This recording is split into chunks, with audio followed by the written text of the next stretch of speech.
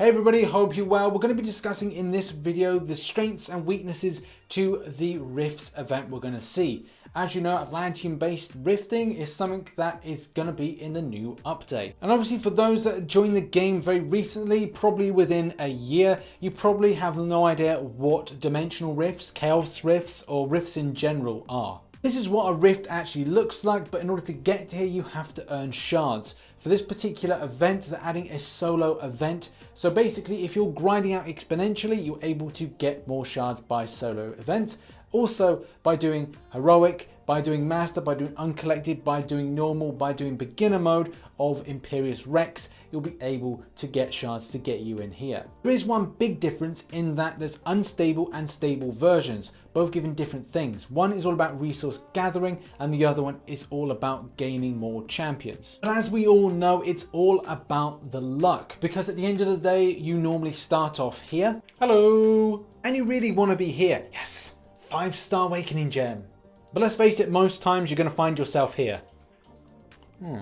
Let's look at the stats on how many of these most difficult rifts you can do in order to get the maximum amount of things, and also the extent of comparisons between the last time they were put in and now. One thing right off the bat that I do love is the extent of grind that you can do. Similar to before with things like vanquishing blows, the extent of grind you do is to what you get back from it. And seeing that there's going to be I think from reading this, an extra solo based event, that could be another opportunity to earn some more units. I think Kabam in the past have removed the level 1 revive, but if they leave it in, and that's 2 22-hour based events or 2 opportunities to get level 1 revives, then hey, I salute and I say that's a very good thing. The major bit of criticism is coming straight at the difference between the stable and unstable and the extent of 5-star shards you get back. Some players are pointing to the fact that even if you went back to stuff like negative zones, look, there's 30% chance in order to get 5-star shards from doing the unstable version. So are you really going to get value for the rift that you do? And will you just say, hey, that's just I've just lost doing a rift to get something good from it? Especially being a side quest, it's not really guaranteed stuff. But I suppose if you go back to the old chaos rifts and what they announced with this, Kabam have made some improvements to the extent of what you get back. And let's face it, last time I personally did chaos rifts, as well as a lot of people do share this sentiment, they got absolutely trash.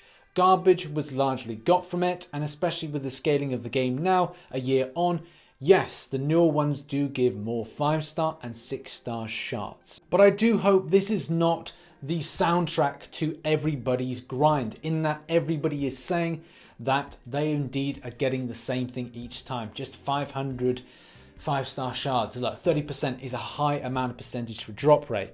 So maybe that points and pushes people too much towards the stable rifts as opposed to the unstable rifts.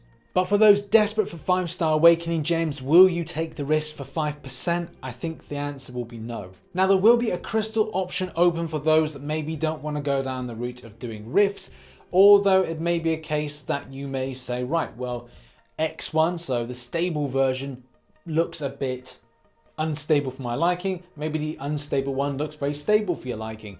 So you may choose to go down one route and maybe not another. But it's good to see that Kabam are putting in 2 options for players to go down the route of. For those interested in some sort of kind of tiering and scaling, Zanderson put together this, and it just like brings about the feeling of whether or not things seem awesome against things that suck and meh. So I think it's very much dodging a minefield with the choice between stable and unstable, based on the amount of percentages of drop rates. So you could say to yourself, right, well, most of the stuff I want is in unstable, but the fact is, am I likely to get that? The answer is, well, no. So would I be best off with getting something that's quite meh, or kind of like jest it in line and go, should I go down this route? And it may be a case it points people more to stable than unstable. Also, for those interested in how many of these you can actually do, Kabam Mike confirms there's only 10 that you can do of the hardest difficulty. Now for this, it could be a case that does include the solo events, but it doesn't really kind of say that it is. However, though, I feel that that may be the case, including the solo event grinding and other things. It may be a case that is all you can get. So the emphasis will be grinding out every single day to get those solo events, to get the shards, to then get the decent stuff. First you get the money, then you get the power, then you get the women, I think. What's the reference?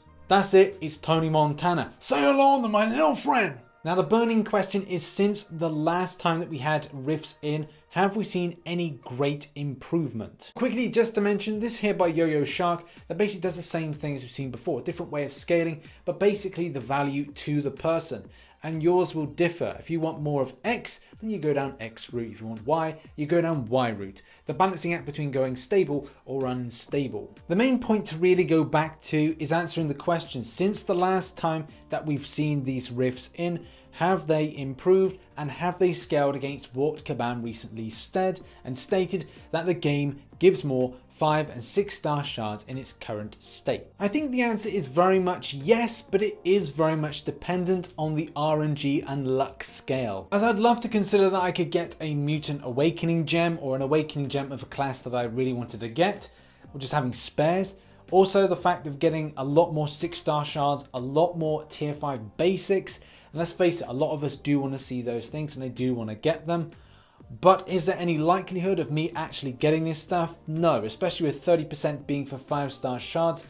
Will I have the disappointment as I had last time I did these things? And the answer may be yes. I'll have to let you know by the end of my grinding process, which will be in July, whether or not I felt that I'm getting more of the better things than the mediocre stuff. Either way, where do you think you are going to be grinding? Sticking with the subject of the video and for our Marvel fact of the day, did you know that there are 108 different dimensions within the Marvel Comics multiverse, which include Asgard, Avalon, and as well the Dark Dimension? I think for me personally, I'm going to try and do maybe a couple of these unstable ones, kind of test the waters with what you get out of them and whether or not I'm getting the constant 500 5-star shards, which would be feeling pretty gutted about if that was the case. So yeah, I'll probably do a couple of them to begin with and then maybe move on to just doing constantly the stable ones, because I just feel that maybe there's, even though it's a little bit weaker, it's not exactly the strongest stuff you get out for them. Stable is being stable and I just feel that'd be a bit more safe. But like I said, where do you feel that you're going to grind out? Stable route or unstable route? And that has been the video. If you enjoyed it, please hit the like button and subscribe for more Marvel Contest of Champions based content. Don't forget to catch up with other stuff in the community. That's the Marvel Contest of Champions news by hitting this link over here. Don't forget as well to watch the most recent video and as well subscribe to this channel as well as the Stormbreaker Gaming channel, my second channel. That would be absolutely amazing. Thanks very much for watching and I'll see you again very soon. Bye bye.